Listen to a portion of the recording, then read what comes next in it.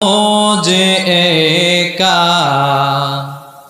যাওয়ার বেলায় পাবো কি নবীর দেখা, যাওয়ার বেলায় পাবো কি নবীর দেখা। মনে মনে সর্বক্ষণে মনে রাহমাতুল্লাহি ওয়া বারাকাতুহু। আলহামদুলিল্লাহি রাব্বিল আলামিন ওয়াসসালাতু ওয়াসসালামু আলা মুহাম্মাদিন রাসূলি রাব্বিল আলামিন ওয়া আলা আলিহি ওয়া আসহাবিহি ওয়া আহলি সুন্নাতি ওয়ান নাসি আজমাইন। সম্মানিত দর্শক শ্রোতা মণ্ডলী, সকলকে জানাচ্ছি অন্তঃস্থল থেকে মোবারকবাদ। আজকে আমরা যে বিষয়টি সম্পর্কে জানবো সে বিষয়টি হলো ভূমিকম্প। এ বিষয়ে ইসলাম কি দিক নির্দেশনা দেয় সে লক্ষ্যে যদি আমরা সহিহ আল বুখারীর প্রথম খণ্ড 979 নম্বর হাদিসের দিকে তাকাই তাহলে দেখতে পারি হযরতে আবু হুরায়রা রাদিয়াল্লাহু তাআলা থেকে এখানে হাদিস বর্ণিত। আন আবি হুরায়রা রাদিয়াল্লাহু তাআলা আনহু قال قال النبي صلى الله عليه وسلم لا تقوم الساعة حتى يقبض العلم وتكثر الزلازل الى آخر الحديث। অর্থাৎ নবী করিম সাল্লাল্লাহু আলাইহি ওয়াসাল্লাম থেকে হযরত আবু হুরায়রা রাদিয়াল্লাহু তাআলা আনহু হাদিস বর্ণনা করেন। নবী করিম সাল্লাল্লাহু আলাইহি ওয়াসাল্লাম ইরশাদ করেন, কিয়ামত ততক্ষণ পর্যন্ত হবে না যতক্ষণ না এলেম উঠিয়ে নেওয়া হবে। এবং দ্বিতীয় যে বিষয়টা তিনি বলেছেন ওয়াতাকসুরাজ জালাজিল, অর্থাৎ অধিক পরিমাণে ভূমিকম্প না হবে। পরপর অনেকগুলো কিয়ামতের আলামত নবী করিম সাল্লাল্লাহু আলাইহি ওয়াসাল্লাম বর্ণনা করেছেন। তার মধ্যে সেকেন্ড যে বিষয়টিকে তিনি প্রায়োরিটি দিয়েছেন সে বিষয়টি হলো কিয়ামতের পূর্বে অধিক পরিমাণে ভূমিকম্প হবে, সেটা হলো কিয়ামতের আলামত। শুধু তাই নয়, এই ভূমিকম্প সম্পর্কে যদি আমরা জানতে চাই তাহলে কোরআনুল কারীমের মধ্যে দেখতে পারি সূরাতুজ জিলজাল নামে আল্লাহ তাআলা একটি সূরা নাজিল করেছেন, যেখানে আল্লাহ তাআলা প্রথম আয়াতে বলেন ইদা জুলজিলাতিল আরদু জিলজালাহা, যখন পৃথিবী তার আপন কম্পনে প্রকম্পিত হবে। সম্মানিত দ্বীনী ভাই বন্ধুগণ, সে লক্ষ্যে আমরা নবী করিম সাল্লাল্লাহু আলাইহি ওয়াসাল্লামের অসংখ্য হাদিস মোবারক থেকে সুস্পষ্টভাবে জানতে পারি যে ভূমিকম্প হওয়াটা এটা হলো কিয়ামতের আলামত।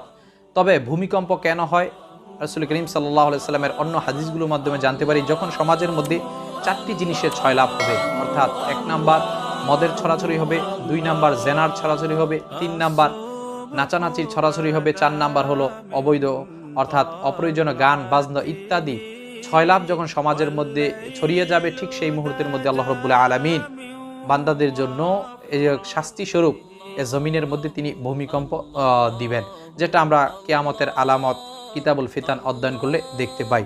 সম্মানিত দ্বীনী ভাই বন্ধুগণ, সে লক্ষ্যে আমরা বলতে পারি নবী করিম সাল্লাল্লাহু আলাইহি ওয়াসাল্লাম থেকে যে সকল কিয়ামতের আলামত সম্পর্কে হাদিস জানতে পারি তার মধ্যে কিন্তু আল্লাহ রাসূল সাল্লাল্লাহু আলাইহি ওয়াসাল্লাম বলেছেন কিয়ামতের পূর্বে সিরিজ আকারে অর্থাৎ ছোট ছোট অনেকগুলো ভূমিকম্প হবে এবং পরবর্তীতে আমরা জানি একেবারে কিয়ামতের বড় আলামতের মধ্যে পরপর 3টি বড় ভূমিকম্পের কথা হাদিস থেকে আমরা জানতে পারি।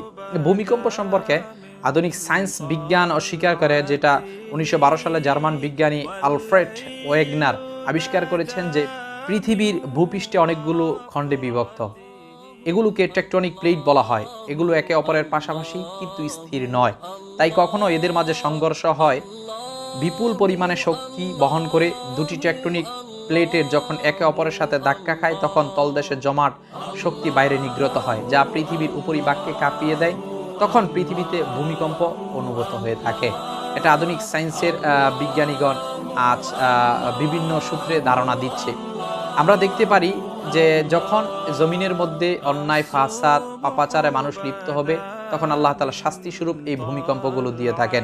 আমরা ব্রিটিশ পত্রিকা দ্য গার্ডিয়ানের দিকে যদি তাকাই তাহলে তারা 1960 সালে লাতিন আমেরিকার দেশ চিলিতে 9.5 স্কেলের যে ভূমিকম্পটি হয়েছিল তার মধ্যে প্রায় 20 লক্ষাধিক মানুষ আহত হয়েছিল এবং নিহত হয়েছিল 4485 জন। এর ভূমিকম্প হঠাৎ করে চলে আসে, যার জন্য সকলে আতঙ্কিত হয়ে থাকে। আমরা দেখি যে জাপানে প্রায় প্রতিদিনই গড়ে ছোট ছোট ভূমিকম্প হয়ে থাকে।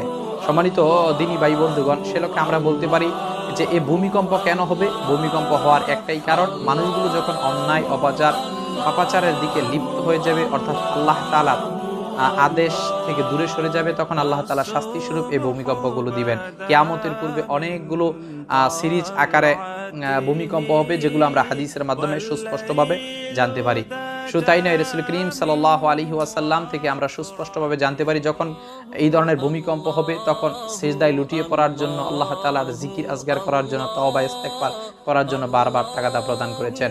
কিয়ামতের আলামত সংক্রান্ত যত হাদিস রয়েছে সকল হাদিসের মধ্যে আল্লাহ রাসূল সাল্লাল্লাহু আলাইহি সাল্লাম এই জিলজাল অর্থাৎ ভূমিকম্প সম্পর্কে উম্মতদেরকে সতর্ক করেছেন। যদি তারা বাঁচতে চায় তাহলে তাদেরকে যে ধরনের ইসলাম বিরোধী কর্মকাণ্ড রয়েছে সেগুলো থেকে দূরে সরে আসতে হবে, অর্থাৎ আল্লাহ তাআলার ইবাদত করতে হবে। যখন তারা আল্লাহ তাআলার ইবাদত থেকে দূরে সরে যাবেন, আল্লাহ তাআলা এই ধরনের ভূমিকম্প দিয়ে তাদেরকে শাস্তি দিবেন।